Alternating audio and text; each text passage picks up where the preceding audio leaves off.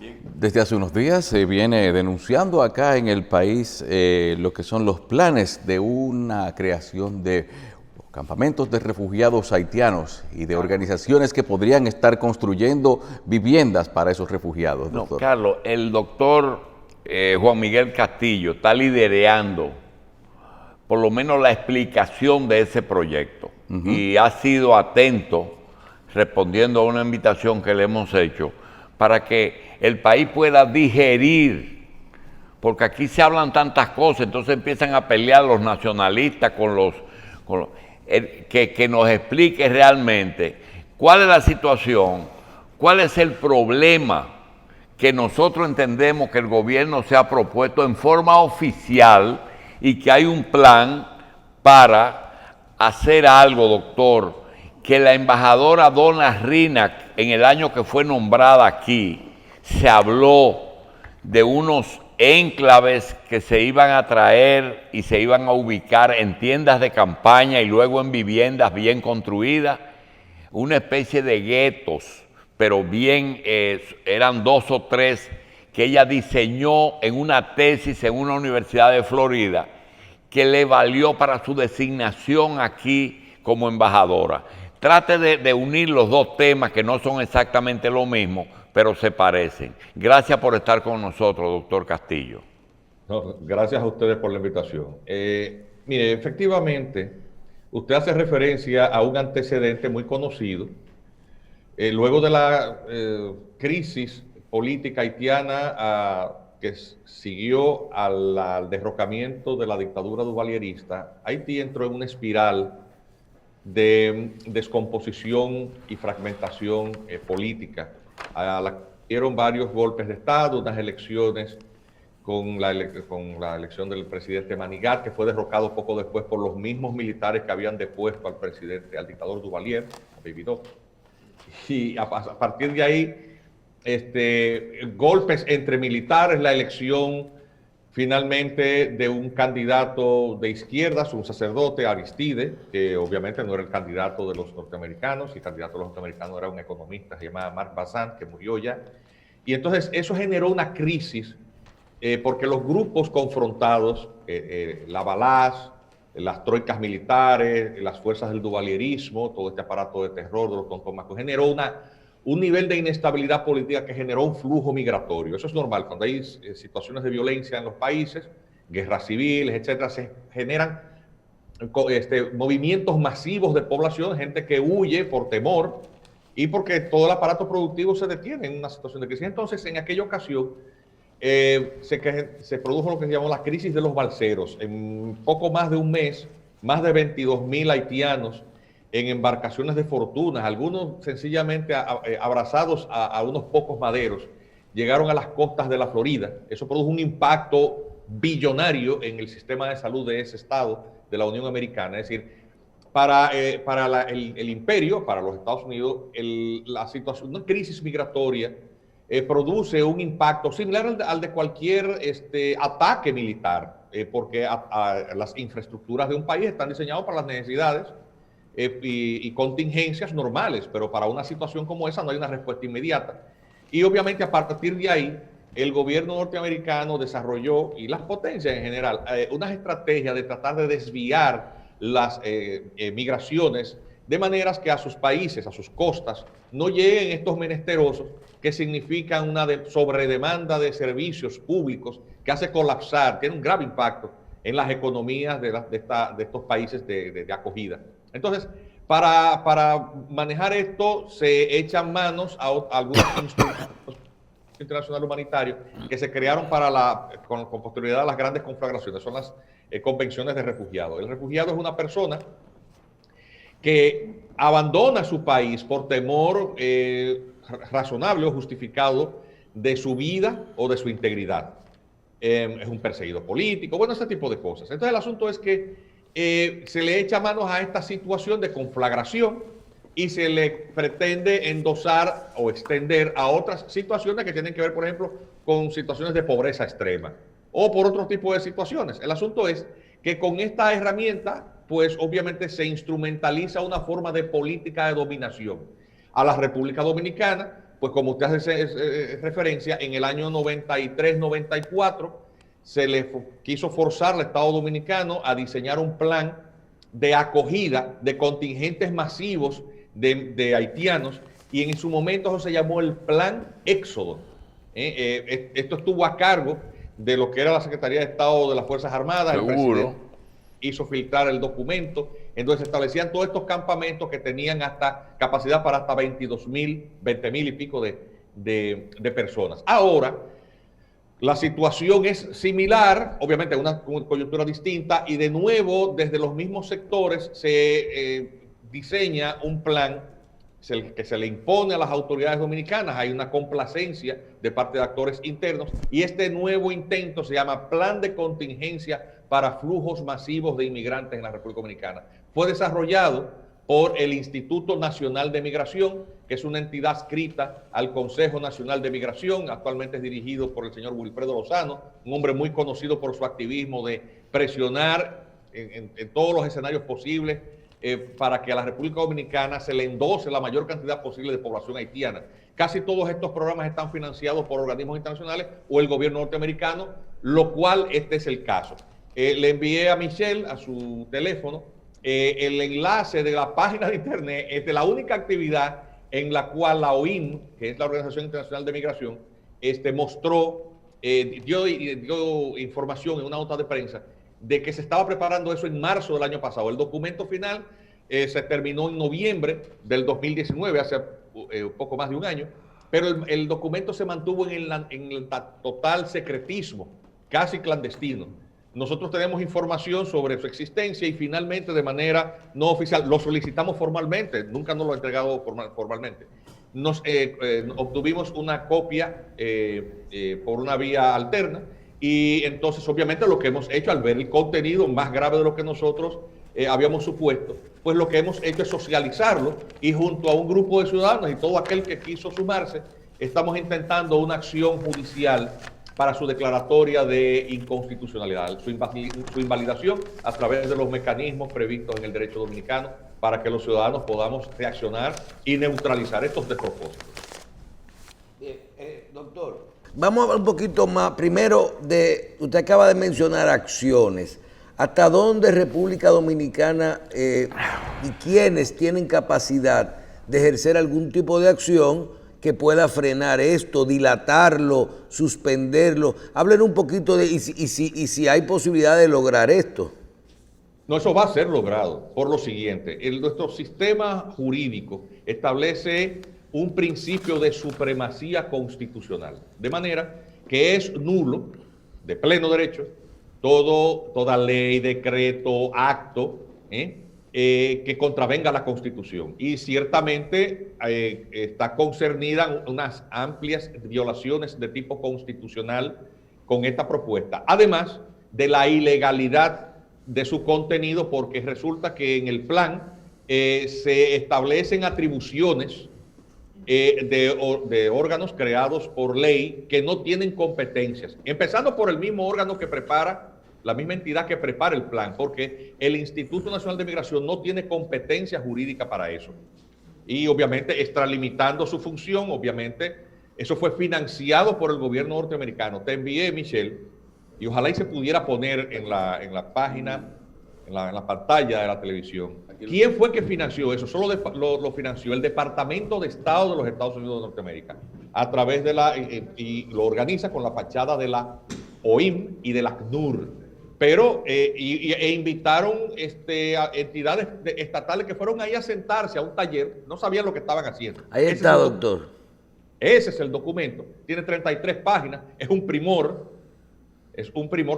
porque se diseñan campamentos para las 5 provincias fronterizas, cada uno de hasta 90,000 haitianos. Medio millón. Sí, pero en los primeros 3 meses. Y los agentes disparadores son, para que opere esto con roles que son diseñados, dándole instrucciones a entidades estatales como el Ministerio, por ejemplo, el Centro de Operaciones de Emergencia, que no ha sido creado para eso, porque el COE fue creado por la Ley de Gestión de Riesgo. No tiene atribuciones migratorias, ni mucho menos para bregar con temas de refugiados. Eso tiene un protocolo de manejo que lógicamente este documento ignora, porque la cuestión es desguazar las competencias estatales, soberanas del Estado Dominicano para tener el control de su propio territorio y de la población.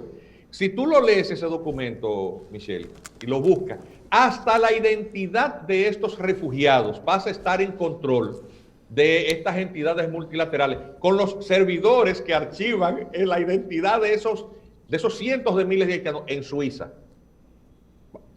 Como te dije, en Suiza. Es decir, República Dominicana no tendría ni control de quién es que está aquí. No, pero explíquese mejor. Primero, en calidad de qué entran aquí en esos 5 campamentos, ese 500.000 de personas en los 3 meses. Refugiados, residentes, humanitarios, ¿cómo qué entran? ¿Y a qué usted se refiere con que su identidad estaría en Suiza? Sí, son refugiados en el plan, se les atribuye a priori, es decir, por adelantado, a todo el que llegue, la condición de refugiado. Refugiado es una categoría del derecho internacional. Eso es mejor que residente, doctor, porque el refugiado tiene otros derechos que no tiene un residente, que le da muchísimo trabajo. No, porque como una persona vulnerable, de acuerdo al derecho internacional humanitario, el estado de acogida tiene la obligación de darles acogida, es decir, ubicarlos en un lugar, darle casa, en pocas palabras, alimentarlos, proveerles de salud. Si no tiene documentos de identidad, darle documentos de identidad. Trabajo, condiciones de vida digna. Lo que no es capaz un gobierno dominicano de garantizar a todos los dominicanos, pasa a estar obligado, porque si no lo hace, inmediatamente se le considera un violador de los derechos humanos, y eso tiene otras consecuencias muy graves. Doctor, hay una pregunta. La condición de refugiado, que uno entiende que el orden es un nacional, un residente o un nacionalizado, un residente, y después una condición especial de refugiado, que es o un refugiado político o un refugiado económico o un refugiado de guerra, que son los 3 elementos que hacen que otro país o un organismo internacional ofrezca asilo a un refugiado. Ese refugiado, tan pronto esté en este país, que va a venir en condiciones de refugiado económico, porque ni estamos en guerra ni estamos en otra condición, es un refugiado económico. Tan pronto esté aquí y se ubique en un campamento de refugiados, tiene todos los derechos de los nacionales, es decir, hay que darle salud, educación, trabajo, documentos, y no hay que hurgar en su pasado. Sí, no, pero permítame precisarle, porque la revista 110 llega a todo el pueblo dominicano. Sí. Una cosa es el derecho de nacionalidad. Entonces, solamente hay 2 categorías: o usted es nacional o no extranjero. Extranjero, o sea, nacional o extranjero.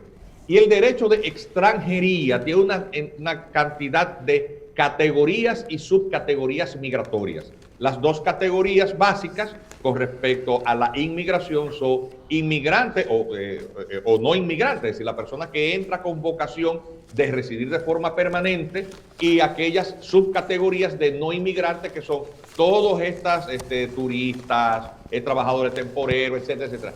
Y hay dentro de esas categorías personal diplomático que no son inmigrantes, Entonces, el tema del derecho a la nacionalidad tiene que ver con que solamente le correspondería por nacimiento a los hijos de la primera categoría, es decir, a los que son residentes porque el Estado los admite con vocación de permanencia. Son los residentes provisionales o permanentes que agotan todo un procedimiento migratorio. Entonces, todas las demás subcategorías de no inmigrantes, entre los cuales se encuentran incluso aquellos que entran no por voluntad, sino forzados por las circunstancias, son los refugiados y los asilados.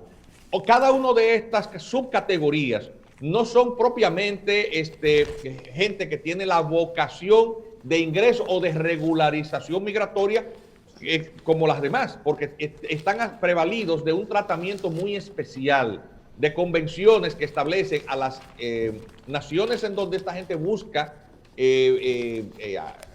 refugio, asilo, garantizarle su vida. Entonces, la condición de refugiado económico no existe. O sea, los refugiados son únicamente por situaciones de violencia e inseguridad, no por situaciones de pobreza. La condición de refugiado político, de económico, no existe. Eso es ajeno a la convención.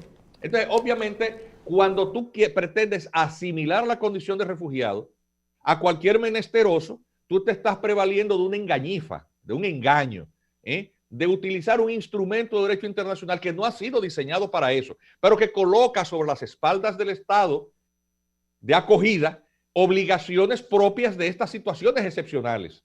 ¿Entiendes? Entonces, eso es lo que está, esa es la estratagema que está utilizando estos organismos internacionales y estas potencias para endosarle el problema haitiano, que es un problema de inestabilidad en cierta forma inducido por estas potencias. A ver, no fue la Organización de las Naciones Unidas la que intervino a Haití con una fuerza multinacional que terminó de desbaratar a Haití. Luego que la dejaron en el piso y colocaron los gobiernos títeres, para los cuales sacar lo poco que se podía sacar de su país, más canibalizar todos los recursos que la caridad internacional había dirigido luego del terremoto del 2010. ¿Qué han hecho? Soltaron a Haití como si fuera un bagazo seco y posteriormente lo sueltan a su suerte. Termina el gobierno de Jovenel Moïse sin realizar elecciones, transitando rápidamente hacia el agotamiento de su mandato constitucional en febrero del año que viene, dentro de 2 meses. Dentro de menos de 2 meses, el gobierno de Jovenel Moïse termina. No hay elecciones a la vista y hay un vacío de poder absoluto. Entonces, anticipándose a eso, desde el año pasado, una situación como todo el pueblo ha visto, inducida por la comunidad internacional, se anticipa que para el primer trimestre del año 2021 la situación de inestabilidad política, de crisis política, toca fondo, porque al terminarse el periodo de mandato presidencial, que es la única autoridad que queda, porque no hay primer ministro, porque no válido, porque no hay parlamento. El presidente está gobernando por decreto, el presidente está intentando hacer una reforma constitucional por encima de la cabeza, a contrapelo de todo un país.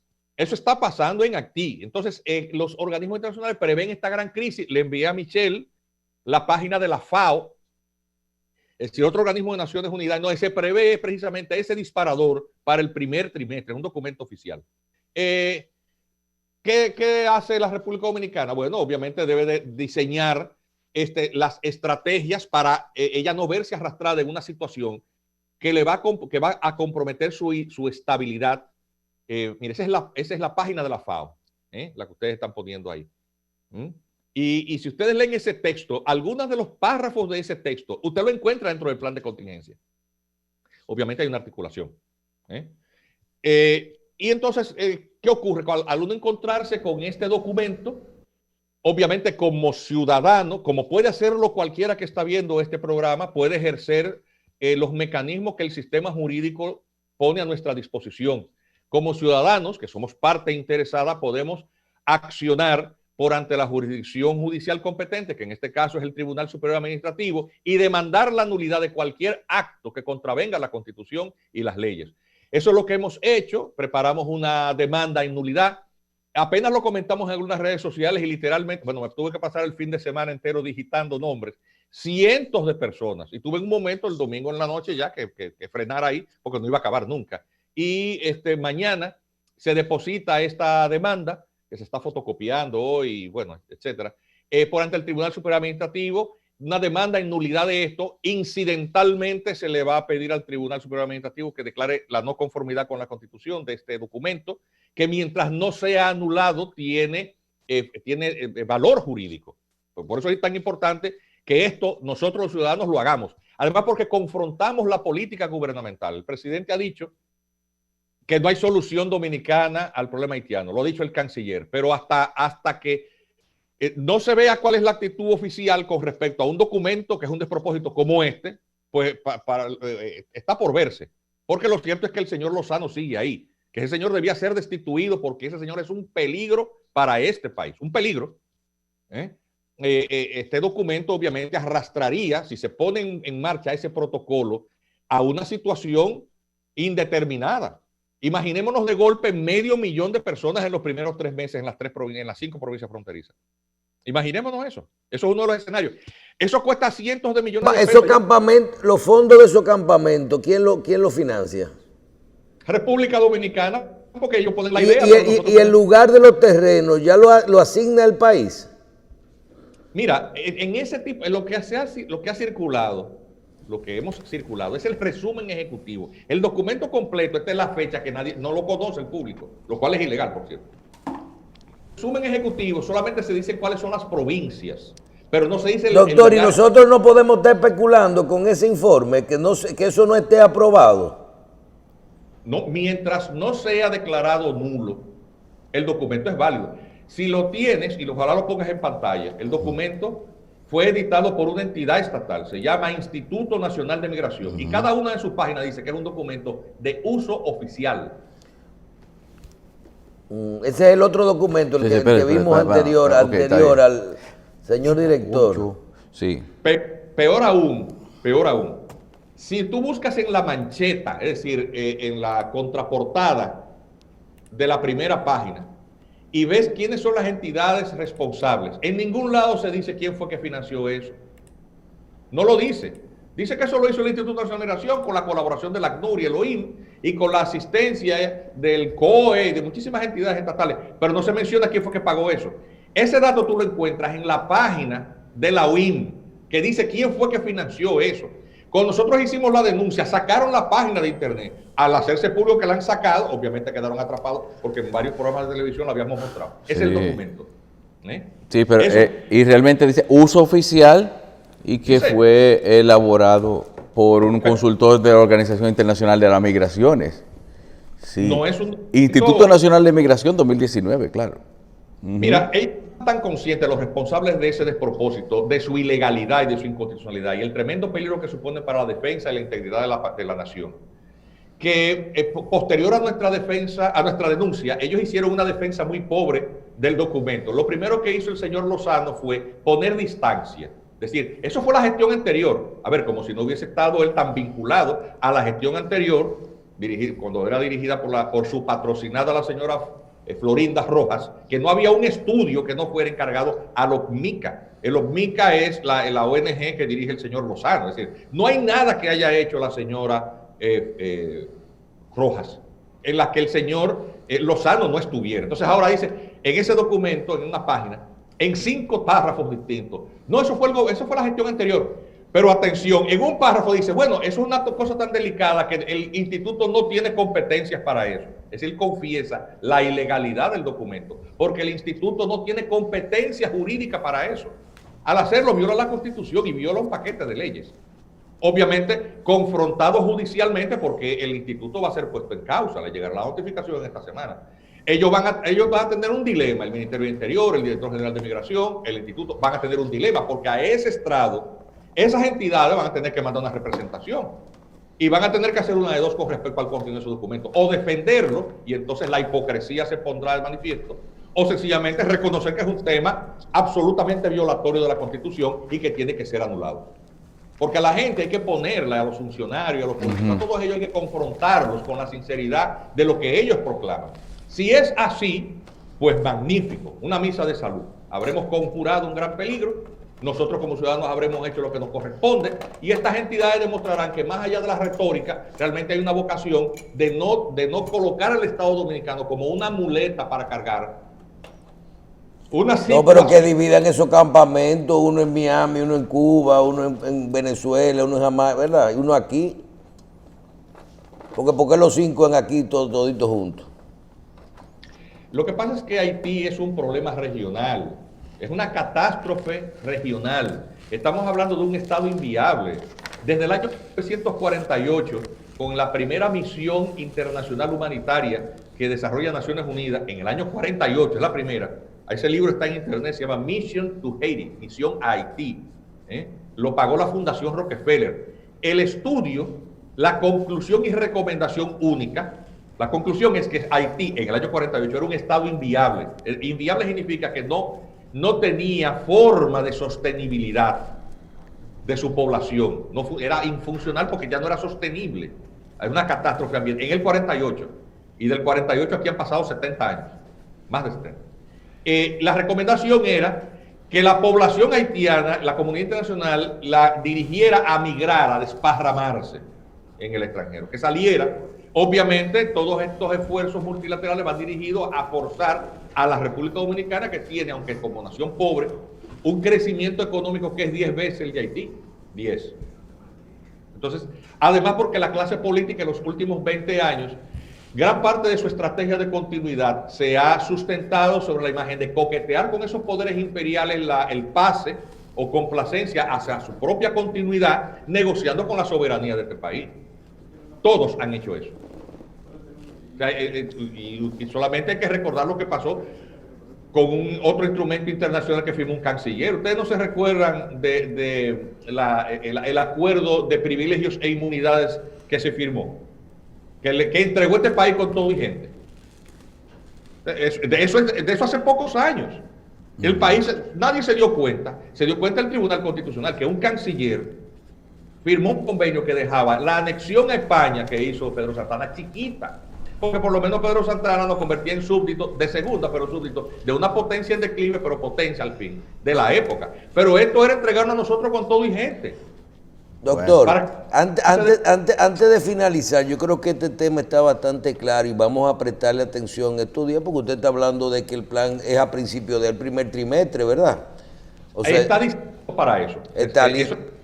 Entonces hay que estar atentos, pero mire, nos quedan 2 minuticos y yo no quiero irnos sin su opinión de algo. Se ha estado discutiendo una información tal vez de una forma no muy clara, que habla con respecto a culminar el plan de regularización que nosotros nos habíamos abocado hace unos años. Y ahí yo no quedé muy claro. Hablan de que quedaron pendientes hasta llegar a 500,000 y yo personalmente lo estaba confundiendo con estos 500,000. Pero ahora estoy aterrizando. ¿Qué es lo que pasa? Nosotros no culminamos el plan de aquello. Primero, no eran 200,000 haitianos que íbamos a regularizar con un estatus migratorio diferente y que ese plan, que ahí estaban las filas en la calle y que después volvieron, que se le dio un plazo. Háblenos de esto y por qué ahora se está hablando de que hay que terminarlo y llevarlo a 500,000.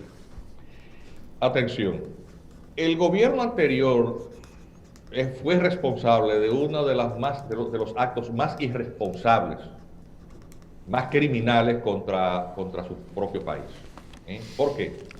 Porque no obstante todas las advertencias que se le hicieron de la improcedencia de un plan de regularización hecho como se hizo, pues se abrió un proceso indiscriminado de apertura de inscripción de gente a la cual no había ningún mecanismo de verificabilidad, ni de su identidad, ni de las condiciones de su posible arraigo, para encarrilarlos hacia la legalidad. Porque el plan de regularización migratoria estaba previsto en la ley de migración, el artículo 151, para el manejo de una situación fáctica con la nueva ley de migración de esa época. ¿Cuál? El de que el que se encontrara con arraigo viviendo hace muchos años aquí en el país, obviamente, siendo una situación fáctica, hubiera un tránsito hacia su regularización. Entonces, lo que hizo el gobierno fue sencillamente desnaturalizar el contenido de esa disposición de la ley y abrir una especie como de puertas abiertas para que cualquiera, sin que tuviese arraigo ninguno, sin condición ninguna de verificación de su identidad, llegara y dijera, bueno, yo estoy aquí, yo viví aquí. Y por eso nosotros vimos cientos de miles de personas venir en autobuses fletados desde Haití directo a un plan de regularización. Y al entregarse eso, atención, ninguno de esos expedientes tiene documentos. No tenemos información comprobada de que con ninguno de esos expedientes se satisfacen ni siquiera mínimamente las condiciones, ni del decreto, que por cierto es un decreto inconstitucional, y que el Tribunal Constitucional, responsablemente cuando se demandó y se impugnó, nunca fijaron una audiencia para eso, porque iban a tener que declarar eso inconstitucional. Y entonces, ¿qué pasa? Que cuando se entregan una enorme cantidad de carnets, que al no tener verificabilidad de la identidad de sus portadores, eso se ha clonado, multiplicado, etcétera. No se sabe qué cantidad de haitianos con carnet que no se sabe si son de ellos. Doctor. Y los expedientes de esa regularización se encuentran con los folders vacíos. No tienen papeles. Doctor Castillo, mire, el tema que le voy a tratar para despedirlo vamos a verlo como un propósito o una agenda para un programa que hay necesidad de desarrollarlo in extenso. Y se trata de lo siguiente. Usted sabe, porque usted ha tratado la parte legal, la parte migratoria, pero no se ha querido meter mucho en la parte política. Usted sabe que hay un compromiso nacional de un sector de la población que tiene como objetivo complacer a través de un pacto no firmado a Estados Unidos para resolver dos problemas. El primero ya se materializó. Brasil tenía interés en ocupar un lugar importante como multinacional en América y en el mundo. Estados Unidos se encargó a través de una inversión que hizo Brasil en la bolsa de Estados Unidos de intervenir 14 países, de los cuales se excluyeron 2 y forzaron a hacer justicia en 12. Nosotros estuvimos ahí y hoy está envuelto el país en un juicio contra Odebrecht y todos los dominicanos que se involucraron en ello. El otro tema fue Haití. Haití era una materia pendiente que, como usted le decía a Michelle, para ellos el único responsable de la solución es República Dominicana. Eso de que ubiquen eso en las Guyanas y en Brasil, eso no es así. República Dominicana es el anfitrión natural de esos problemas de Haití. Ahora, ¿usted cree realmente que hay un compromiso cuando usted ve a Lozano, al canciller y a una gran cuota de los que están asignados aquí para llevar a cabo esos planes en el gobierno? ¿Usted cree que hay un acuerdo de este gobierno para llevar a cabo esos planes y que se van a materializar de una forma o de otra? Mira, el presidente ha dado declaraciones y el canciller que resultan esperanzadoras. De hecho, lo ha hecho de manera oficial y en comparecencias en entrevistas reiterativamente. La afirmación de República Dominicana no es la solución de los problemas de Haití, que no hay una solución dominicana a los problemas haitianos. Ha sido reiterativa. Incluso desde antes de la toma de posesión, el canciller lo hizo en una entrevista, en unas declaraciones informales, al salir del lugar en donde estaba operando el equipo de transición. Y posteriormente el presidente lo ha hecho en varias entrevistas internacionales. Recordemos la entrevista de Camilo Egaña en CNN, cuando le preguntan, bueno, ¿qué usted va a hacer con los haitianos? Y dice, bueno, pero yo he sido elegido por los dominicanos. O en la entrevista en el Woodrow Wilson Center, señalando que Haití es un gran problema y el costo económico que significa para el Estado Dominicano, el tema de las parturientas o la vigilancia permanente con una tropa militar desplegada en cientos de kilómetros de frontera, está ganando el presupuesto nacional. Porque es que el país, eso tiene un costo, es un costo extraordinario de billones de pesos. ¿Qué es lo que ocurre? Que en el diseño de las políticas internas y externas, la ficha de Haití es jugada es una ficha de intercambio. Es decir, yo me ocupo de esto para que tú me permitas hacer esto o aquello. Eso ha sido el accionar. Usted le está dando una oportunidad al gobierno de que podría no estar comprometido en un acuerdo. Como le dije, es un tema muy importante y yo lo invito a que de manera presencial ver cómo nos protegemos para poder discutir en eso en una forma más abierta. Le damos las gracias. Dígame, doctor. Por lo pronto, esta acción judicial que estamos intentando, a la que invitamos a todo ciudadano o entidad que quiera sumarse, porque aquí no hay política de por medio. Ya uno tiene un trayecto de vida recorrido para que por lo menos uno cuando dice ciertas cosas... ¿Contra quién es la acción judicial, doctor? esa acción que se va a intentar ante el Tribunal Supremo Administrativo es una demanda en nulidad. Cualquier ciudadano puede sumarse a ella.